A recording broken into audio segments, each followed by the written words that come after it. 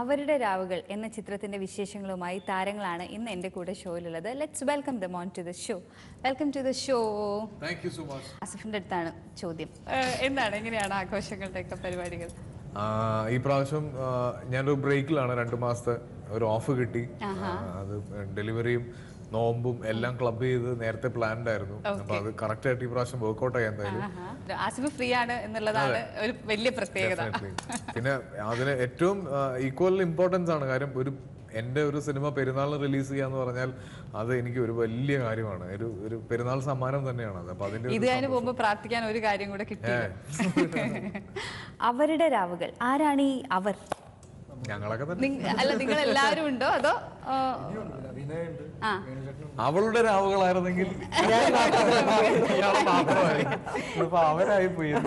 അപ്പൊ എന്താണ് സിനിമ, ഞങ്ങൾ എന്താണ് എക്സ്പെക്ട് ചെയ്യേണ്ടത്? ഒരു ഭയങ്കര ഫൺ സിനിമയാണോ അതോ ഒരു ത്രില്ലർ മൂഡിലുള്ള സാധനം? എന്താണ് ഞങ്ങൾ എക്സ്പെക്ട് ചെയ്യേണ്ടത്? എല്ലാം ഉണ്ട്. ഒരു ഭയങ്കര കൊമേഴ്ഷ്യൽ സിനിമയാണ്, എല്ലാവർക്കും എൻജോയ് ചെയ്യാൻ പറ്റുന്ന സിനിമയായിരിക്കും. എൻ്റെ ക്യാരക്ടർ എന്താ പറയാ, സിദ്ധ് എന്നാണ് പേര്. പുള്ളിക്കാരൻ കോളേജ് പയ്യനാണ്. പിന്നെ യൂഷ്വൽ അല്ല, ഇത് ഫസ്റ്റ് ടൈം ആണ്. ആദ്യമായിട്ടാണ് ഒരു കോളേജ് പയ്യനൊക്കെ ആയിട്ട് അഭിനയിക്കുന്നത്. അപ്പൊ എനിക്ക് ഇമേജ് ആണ്, പക്ഷെ അത് സിനിമയിൽ അങ്ങനെ ഒന്നും കൊണ്ടുവരാൻ പറ്റിയിട്ടുണ്ടായിരുന്നു. ഇത് ആദ്യമായിട്ട് ഇങ്ങനെ ഒരു ഓഫർ കിട്ടിയപ്പോൾ അത് അക്സെപ്റ്റ് ചെയ്യാനും ഇത്രയും ബുദ്ധിമുട്ടുണ്ടായിരുന്നു. പിന്നീട് കഥയൊക്കെ ഭയങ്കര ഇഷ്ടപ്പെട്ടു. എന്നാൽ ഞാനത് ചെയ്താൽ ശരിയാവും എന്നൊക്കെ ഉണ്ടായിരുന്നു. പിന്നീട് അത് അക്സെപ്റ്റ് ചെയ്തു, നന്നായിട്ട് ചെയ്യാൻ പറ്റി എന്ന് വിചാരിക്കുന്നു. ഒരു ഫ്ലേർട്ടാണ്, ഔട്ട് ആൻഡ് ഔട്ട്. അഭിനയിക്കാൻ വലിയ ബുദ്ധിമുട്ടൊന്നും പറഞ്ഞത്. പക്ഷെ ഈ ഒരു ക്യൂട്ട്നെസ് ആണ് ഈ സിദ്ധിന്റെ ക്യാരക്ടറിന്റെ പ്രത്യേകത. പിന്നെ ഇവനൊരു ചേഞ്ച് വരുന്നു എൻ്റെ ലൈഫിൽ. അതുപോലെ എൻ്റെ സെപ്പറേറ്റ് ആയിട്ടൊരു കഥയാട്ടോ. അതേപോലെ ആസിഫിന്റെ ക്യാരക്ടർ അതുകൊണ്ട് തന്നെ ഇത് ഏത് ജോണർ ആണെന്ന് ചോദിക്കുമ്പോൾ നമുക്ക് പറയാൻ എളുപ്പം. എല്ലാം ഉണ്ട്. കാര്യം എന്റെ വരുന്നത് ഒരു ത്രൂ ഔട്ട് ഒരു ഫൺ അങ്ങനത്തെ ഒരു ഇതാണ്. ഈവൻ ഉണ്ണിയുടെ വരുന്നതും വിനയുടെ വരുന്നതും ഒക്കെ ഡിഫറെന്റ് പ്ലോട്ട്സ് ആണ്. അപ്പൊ അതുകൊണ്ട് എല്ലാം ഉണ്ട് എന്ന് ധൈര്യമായിട്ട് പറയാൻ പറ്റുന്ന ഒരു കഥയാണ്. ഹണിയുടെ ഈ സിനിമയിലെ ക്യാരക്ടർ ഏത് തരത്തിലുള്ള ഒരു ക്യാരക്ടറാണ്? എന്റെ കഥാപാത്രത്തിന്റെ പേര് ശിവാനി എന്നാണ്.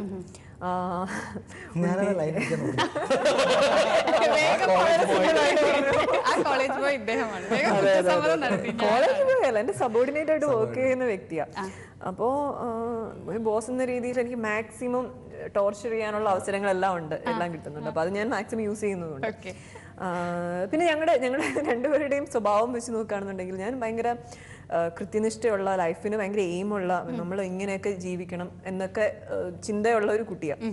ഇത് നേരെ ഓപ്പോസിറ്റും ജോലി എടുക്കാതെ എങ്ങനെ ജീവിക്കാം എന്നുള്ളത് റിസർച്ച് ചെയ്യുന്ന ഒരു വ്യക്തിയായിട്ട് എനിക്ക് ഫീൽ. ഇപ്പോഴത്തെ ഒരു ജനറേഷന് ഒരു ചെറിയൊരു പ്രോബ്ലം ഉണ്ട്. ചെറിയൊരു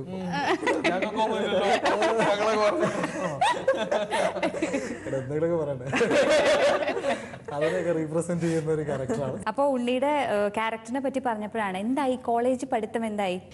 എന്റെ കോളേജിൽ ആണ്, ഞാൻ പുതുക്കാട് കോളേജിലായിരുന്നു. അവിടെയാണ്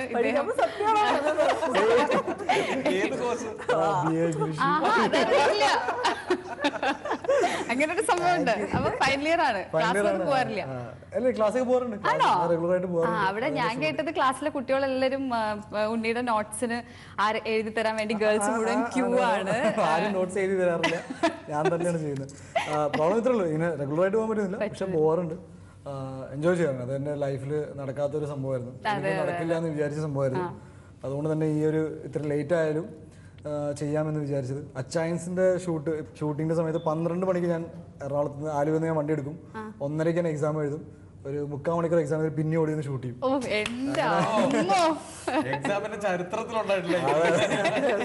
ഇതല്ല, ഷോക്കിംഗ്ലി ഞാൻ പാസ്സാവുന്നു.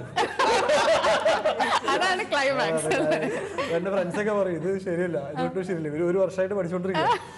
ബട്ട് താങ്ക് ഗോഡ് ഞാൻ എനിക്ക് സംഭവം വെച്ചാൽ നമ്മൾ ഈ സ്ക്രിപ്റ്റ് വായിക്കുന്നുണ്ടേ ഡയലോഗ്സ് ഒക്കെ ബൈ ഹാർട്ട് ചെയ്യാണല്ലോ. അത് കാരണം പെട്ടെന്ന് ബൈ ഹാർട്ട് ചെയ്യാം. ഷോർട്ട് ടേം മെമ്മറി കുറച്ചുണ്ട്. പിന്നെ BA ഇംഗ്ലീഷ് ആണ്, അങ്ങനെ ഈസി അല്ലെങ്കിലും അപ്പൊ എന്തായാലും പാസ്സായിട്ട് ഇതുവരെയൊക്കെ. അപ്പൊ നമുക്ക് സിനിമയിലേക്ക് തിരിച്ചു വരാം. ബാക്കി കഥാപാത്രങ്ങൾ ചെയ്തിരിക്കുന്നത് ആരൊക്കെയാണ്?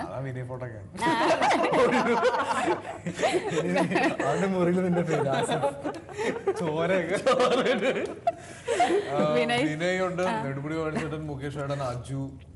അത്യാവശ്യം വലിയൊരു സ്റ്റാർ കാസ്റ്റ് ഉള്ളൊരു ഫിലിമാണ്. വേറെ സ്ത്രീ കഥാപാത്രങ്ങൾ? ലെനയുണ്ട്, പിന്നെ വിനയുടെ പേരായിട്ട് പുതിയ കുട്ടിയാണ്. ഓക്കെ. കന്നഡയിലൊക്കെ നീ ഇതിന്റെ ഡയറക്ടർ ഷാനിൽ നമുക്ക് എല്ലാവർക്കും മങ്കി പെൻ ആണ് ഞങ്ങളുടെയൊക്കെ മനസ്സിലുള്ള സിനിമ. അപ്പൊ എങ്ങനെയുണ്ടായിരുന്നു? ഒരു യങ് ഡയറക്ടർ ആണല്ലോ, അപ്പൊ വർക്ക് ചെയ്യാൻ ഹൗ വാസ് ഇറ്റ്? ഭയങ്കര ആക്ടർ ഫ്രണ്ട്ലി ആണ്. നമ്മളെയൊക്കെ വളരെ പാമ്പർ ചെയ്ത് വളരെ ഫ്രീഡം തന്ന് നമ്മുടെ അഭിപ്രായത്തിനൊക്കെ വില തരുന്ന ഒരു ഡയറക്ടറായിരുന്നു. പിന്നെ ഈ സിനിമയെ പറ്റിയിട്ട് ഷാനിലിന് കൃത്യമായ നല്ല ഒരു അത്യാവശ്യം ഡീറ്റെയിൽഡ് ആയിട്ടുള്ള ഒരു ജഡ്ജ്മെന്റ് ഉണ്ടായിരുന്നു. അപ്പൊ അതുകൊണ്ട് തന്നെ നമ്മുടെ അടുത്തൊക്കെ ഇപ്പം സ്ക്രിപ്റ്റ് നറേറ്റ് ചെയ്യുന്ന സമയത്തും ഇതിന്റെ സ്ക്രാച്ച് മുതൽ ഇതിന്റെ പോസ്റ്റ് പ്രൊഡക്ഷൻ ഫൈനൽ സ്റ്റേജ് വരെ കൃത്യമായിട്ട് ഷെനിലിന്റെ കൺട്രോളിൽ തന്നെയായിരുന്നു സിനിമ. സോ നമുക്ക് പേഴ്സണലി ഡിപ്പെൻഡ് ചെയ്യാൻ പറ്റുന്ന ഒരു ഡയറക്ടറായിട്ട് എനിക്ക് ഫീൽ ചെയ്തിട്ടുണ്ട്. എനിക്കും ഇതന്നെ ഈ എൻ്റെ അടുത്ത് പറഞ്ഞപ്പോൾ ഞാൻ അക്സെപ്റ്റ് ചെയ്തത് തന്നെ, എടാ ഇതിൻ്റെ ഒരു വൾഗർനെസ്സിലേക്ക് പോകാൻ പാടില്ല എൻ്റെ ക്യാരക്ടർ. അത് ഭയങ്കര ബിക്കോസ് ഇവൻ്റെ ക്യാരക്ടർ സേഫാണ് എല്ലാം. അപ്പോൾ ഈ ഒരു ഏരിയ കാരണം മാത്രം ഫാമിലി ഓഡിയൻസിനോ അല്ലെങ്കിൽ അങ്ങനെ ഒരു കുറ്റം പറയാൻ നമ്മുടെ സൈഡിൽ നിന്ന് ഒരു അവസരം ഉണ്ടാക്കി കൊടുക്കരുത്.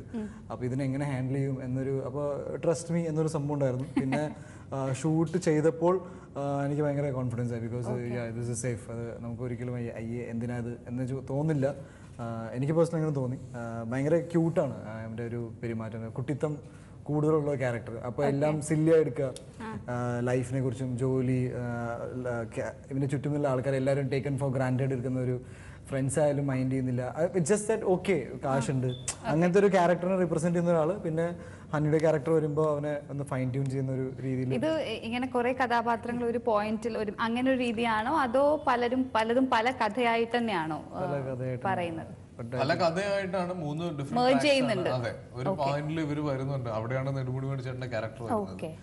മൊത്തം കഥ പറഞ്ഞാൽ അല്ല, ഞാൻ ഒരു ഐഡിയ കിട്ടാൻ വേണ്ടി ചോദിച്ചതേ ഉള്ളൂ. ആൾക്കാർ ഇതിന്റെ പ്രത്യേകത വെച്ചാൽ എന്റെ ക്യാരക്ടർ ആസിഫുമായിട്ട് ഡിപെൻഡന്റ് അല്ല, ആസിഫിന്റെ എന്റെ അല്ല, വിനയുടെ അല്ല. It's just A very parallel ആയിട്ട് പോവാണ്, എന്നാൽ കണ്ടു പോകുന്നുണ്ട്. വേ ഓഫ് സ്റ്റോറി ടെല്ലിംഗ് ആണ് എനിക്ക് പേഴ്സണലി രസമായിട്ട് തോന്നിയത്.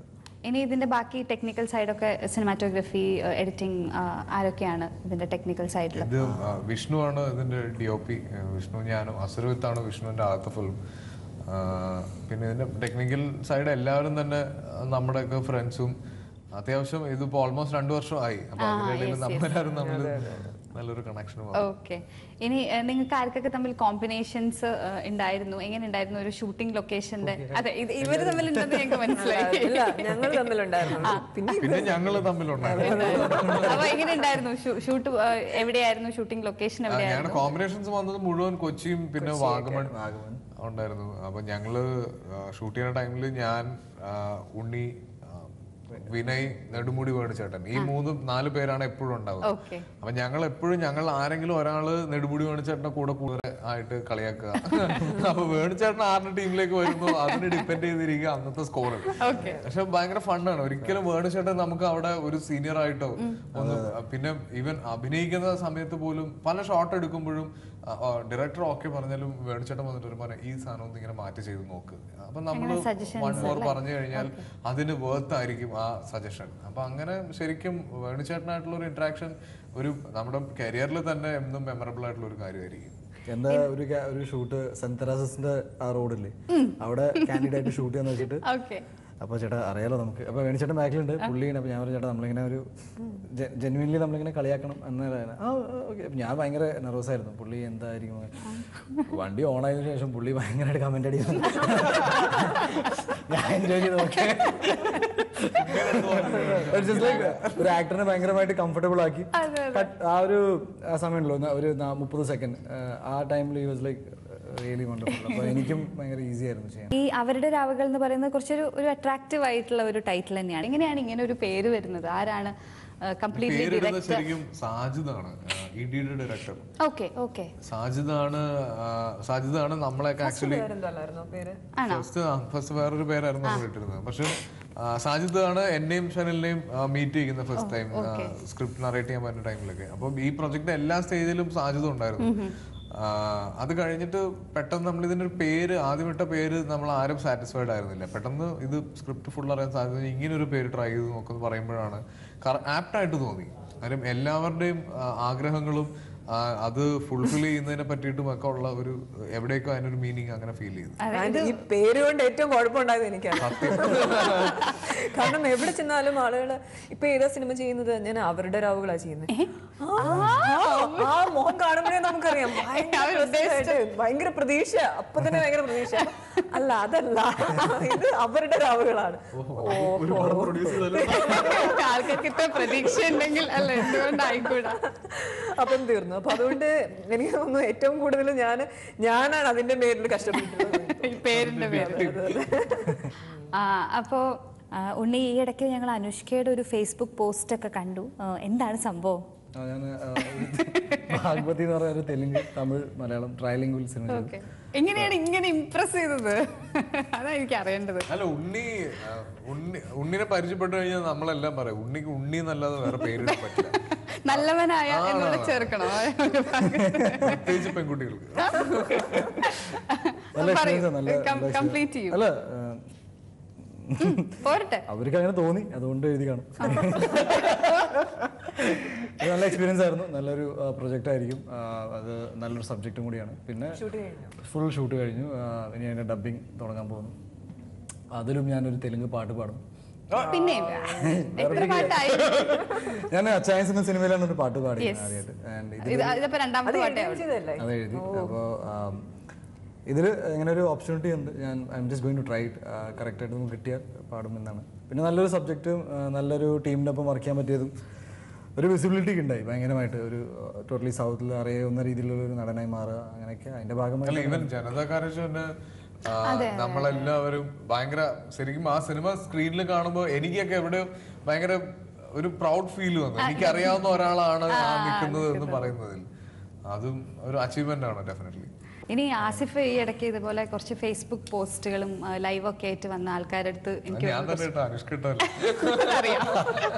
അല്ല, അത് ഞാൻ പറഞ്ഞത്, ഞാൻ കണ്ടു ഇങ്ങനെ വേറെ ഒരു താരവും ചെയ്യാത്തൊരു കാര്യം ആസിഫ് ചെയ്യുന്നു. കുഞ്ഞുവാവയുടെ കൂടെയുള്ള ഫോട്ടോ ഒക്കെ ഞങ്ങൾ കണ്ടു.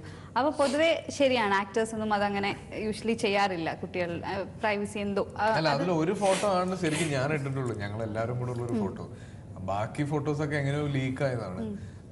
പിന്നെ എനിക്ക് പേഴ്സണലി കുഞ്ഞിന്റെ ഫോട്ടോ അങ്ങനെ കണ്ണ് കിട്ടുക എന്ന് പറയുന്ന ഒരു വിശ്വാസം നമുക്ക് എല്ലാവർക്കും ഉണ്ട്. പക്ഷെ എനിക്ക് ഏറ്റവും കൂടുതൽ റിക്വസ്റ്റ് വന്നതും അതാണ്, ഒന്ന് കാണണം എന്നുള്ള. അപ്പൊ ഹോസ്പിറ്റലിലേക്ക് ആരെയും ഞാൻ കാണാൻ വരാനൊന്നും സമ്മതിച്ചില്ല, റിലേറ്റീവ്സ് മാത്രമേ ഉണ്ടായുള്ളൂ. അപ്പൊ അതുകൊണ്ടാണ് അങ്ങനെ ഒരു ഫോട്ടോ പോസ്റ്റ് ചെയ്തത്. അതങ്ങനെ വേറെ ആരും ചെയ്യാത്തതുകൊണ്ട് ചെയ്തു എന്നൊന്നും അല്ല. അല്ല, പക്ഷെ അലങ്കരിച്ച് ബേബി ഗേൾ ആയതുകൊണ്ട് കൂടുതൽ സന്തോഷം. അല്ല, എന്റെ മോനും ഞാൻ ഇതുപോലെ തന്നെ അത് പറഞ്ഞ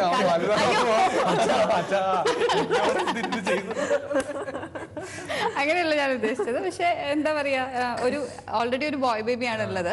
അപ്പൊ ഒരു ഗേൾ ആവുന്നതിന്റെ ഒരു സന്തോഷം അങ്ങനെ ഉണ്ടായിരുന്നോ? എനിക്ക് എന്റെ വീട്ടില് ഞങ്ങൾ 2 ആൺപിള്ളേരാണ്. എന്റെ കസിൻസും എന്റെ ക്ലോസ് റിലേറ്റീവ്സും എല്ലാവരും ആൺകുട്ടികളാണ്. അപ്പൊ ആദ്യമായിട്ടാണ് അങ്ങനെ ഒരു പെൺകുട്ടി വന്നത്. അപ്പൊ അതിന്റെ ഒരു എക്സൈറ്റ്മെന്റ് എല്ലാവർക്കും ഉണ്ട്. അപ്പൊ ചേട്ടൻ വലിയ ചേട്ടനായോ ഇപ്പൊ? ചേട്ടൻ അത് വരുന്നുള്ളൂ. ചേട്ടൻ ഇതുവരെ മനസ്സിലായിട്ടില്ല ഇത് എന്തിനാണ് ഇതിനെ തുണിയിലൊക്കെ പൊതിഞ്ഞ് എന്റെ സൈഡിൽ വെച്ചേക്കുന്നത്. ഇടക്കിടക്ക് എന്നെ ഇങ്ങനെ നോക്കണം. ഓക്കെ, ഇനി അപ്പൊ ഇനിയുള്ള ഇപ്പൊ ഷൂട്ട് നടന്നുകൊണ്ടിരിക്കുന്നതോ ഇനി പുറത്ത് വരാനിരിക്കുന്ന ചിത്രങ്ങൾ ഏതൊക്കെയാണ് ഓരോരുത്തരുടെയും? എന്റെ സൺഡേ ഹോളിഡേ ജിസ്മോന്റെ കൂടെ, പിന്നെ തൃശ്ശൂർ വെരൂർ ക്ലിപ്തം, അതിനുശേഷം ഇപ്പൊ ഷൂട്ട് നടക്കുന്നത് കാറ്റ് എന്ന് പറഞ്ഞ് അരുൺകുമാർ അരവിന്ദ്, മുരളി ഗോപി, ആനന്ദ പത്മനാഭൻ. ചങ്സ് ആണ് വരാൻ പോകുന്നത്. ഞങ്ങൾ ചില പാട്ടുകളൊക്കെ കണ്ടു. തീർച്ചയായിട്ടും ഒത്തിരി പ്രതീക്ഷയുള്ള ഒരു സിനിമയാണ്. ലുലു ഒമർ സാറാണ് ഡയറക്ട് ചെയ്യുന്നത്, ഹാപ്പി വെഡിങ്ങിന്റെ ഒക്കെ ഡയറക്ടറാണ്. പിന്നെ ബാലു, ധർമ്മജൻ ചേട്ടൻ, വൈശാഖ്, ഗണപതി, അങ്ങനെ ഒരു കൂട്ടം പ്രേക്ഷകർ ഇഷ്ടപ്പെടുന്ന താരങ്ങൾ തന്നെയുള്ള ഒരു സിനിമയാണ്. അപ്പം അതേപോലെ തന്നെ ഞാനും ചെയ്തേക്കുന്ന, എനിക്ക് തോന്നുന്നു ആളുകൾ ആ ഒരു തരം കഥാപാത്രത്തിൽ എന്നെ കാണാൻ ഇഷ്ടപ്പെടുന്നു എന്ന് എനിക്ക് തോന്നുന്നു. എനിവേ, ഞാൻ ചെയ്തതിൽ നിന്നും രസകരമായിട്ടുള്ള ഒരു കഥാപാത്രമായിരിക്കും, കുറച്ച് ബബ്ലി ആയിട്ടുള്ള ഒരു സാധനം. എന്തായാലും രസമായിട്ട് വന്നിട്ടുണ്ട്. എന്റെ പ്രത്യേകത വെച്ചാൽ ആദ്യമായിട്ട് എന്റെ കരിയറിൽ എന്റെ 2 സിനിമകൾ തിയേറ്ററിൽ ഒരേ സമയത്ത് കളിക്കാൻ പോകുന്നു. ലൈക്ക് ചാൻസ് കളിക്കുന്ന അവരുടെ so that is very important. ആദ്യമായിട്ടാണ്. പിന്നെ ക്ലിൻറ്റ് എന്നൊരു സിനിമ ഞാൻ ചെയ്തു. ക്ലിൻറ്റ് എന്ന മോനെ കുറിച്ചാണ്. അത് കൈൻഡ് ഓഫ് ബയോപിക് ആണ്. പിന്നെ അജയ് വാസുദേവൻ ഡയറക്റ്റ് ചെയ്യുന്ന മമ്മൂക്ക പടത്തിൽ ഒരു നല്ലൊരു വേഷം ചെയ്യുന്നുണ്ട്. ഓക്കെ. ഞാനും കണ്ണൻ താമരക്കുളം അച്ഛൻസിന്റെ ഡയറക്ടർ അടുത്ത പടം തുടങ്ങാൻ പോകുന്നത്. That will be my 25th film. അപ്പോൾ അതിന്റെ ഒരു സന്തോഷം കൂടി ഉണ്ട്. ഒരു out and out mass entertainer അങ്ങനെ ചെയ്യാനാണ് ആഗ്രഹം. അപ്പോൾ എന്തായാലും എനിക്കൊന്ന് കുറച്ച് കാത്തിരുന്നിട്ടാണ് ഈ അവരുടെ രാവുകൾ എന്ന് പറഞ്ഞ ചിത്രം. എനിക്കൊന്ന് റൈറ്റ് ടൈമാണ്, ഒരു ഫെസ്റ്റിവൽ ടൈം. ആസിഫ് പറഞ്ഞ പോലെ ആസിഫിന്റെ സിനിമ പെരുന്നാളിന് വരിക എന്ന് പറയുമ്പോൾ ആരാധകർക്കും അതിൻ്റെ ഒരു എക്സൈറ്റ്മെന്റ് ഉണ്ടാവും. അപ്പോൾ എന്താണ് ശരിക്കും പ്രേക്ഷകരോട്, ഇത് കാണണം എന്ന് വിചാരിക്കുന്ന ആൾക്കാരോട് അല്ലെങ്കിൽ കാണാൻ ആഗ്രഹിക്കുന്നവരോട് എന്താ പറയാനുള്ളത്? നല്ല സിനിമയാണെങ്കിൽ വിജയിപ്പിക്കണം. തിയേറ്ററിൽ പോയി സിനിമകളെല്ലാം കാണാൻ ഇഷ്ടപ്പെടുന്ന പ്രേക്ഷകരാണ് നമ്മളെല്ലാവരും. അപ്പോൾ തിയേറ്ററിൽ പോയി കാണുമ്പോൾ അത് നല്ല സിനിമയാണെന്ന് തോന്നുവാണെങ്കിൽ മൗത്ത് പബ്ലിസിറ്റി ആണ് ഒരു സിനിമയ്ക്ക് കിട്ടാവുന്ന ഏറ്റവും വലിയൊരു അംഗീകാരം. അപ്പോൾ അത് തെളിയിച്ച ഒരാളാണ്. അതെ. അപ്പോൾ അതിലൂടെ ആണെങ്കിലും സിനിമകൾ ഓടാൻ സഹായിക്കണം. ഒരുപാട് പേരുടെ ഒരുപാട് കാലത്തെ എഫേർട്ടാണ് ഒരു സിനിമ. അപ്പോൾ അത് അർഹിക്കുന്ന വിജയം അതിനെ നേടിക്കൊടുക്കണം. ഇതൊക്കെ തന്നെയാണ് പറയാനുള്ളത്. എന്തായാലും ഒരു നല്ല സിനിമയായിരിക്കും. കുറെ നന്മയുള്ള വ്യക്തികൾ വർക്ക് ചെയ്ത സിനിമയാണ്. അപ്പോൾ അതുകൊണ്ട് എന്തായാലും നല്ലൊരു സിനിമ തന്നെയാണ്. അപ്പം ഫാമിലിയോടൊപ്പം തന്നെ പോയി സിനിമ കാണുക. ഇതൊക്കെ തന്നെ എല്ലാവരും സിനിമ റിലീസിന് തിയേറ്ററിൽ പോയി തന്നെ കാണണം. അല്ലേ, നിന്നോട് നല്ല പറയണ്ടത്. തിയേറ്ററിൽ പോയി തന്നെ കാണണം. ഒരു നല്ലൊരു സിനിമ ആയിരിക്കും. ഒരു ഫൺ എൻ്റർടൈനറാണ്. കണ്ടിട്ട് ഞങ്ങളുടെ എല്ലാവരുടെയും ഫേസ്ബുക്ക് പ്രൊഫൈലൊക്കെ ഉണ്ട്, അതിൽ പേജ്, അതിലൊക്കെ അഭിപ്രായങ്ങളൊക്കെ അറിയിക്കാം. Thank you.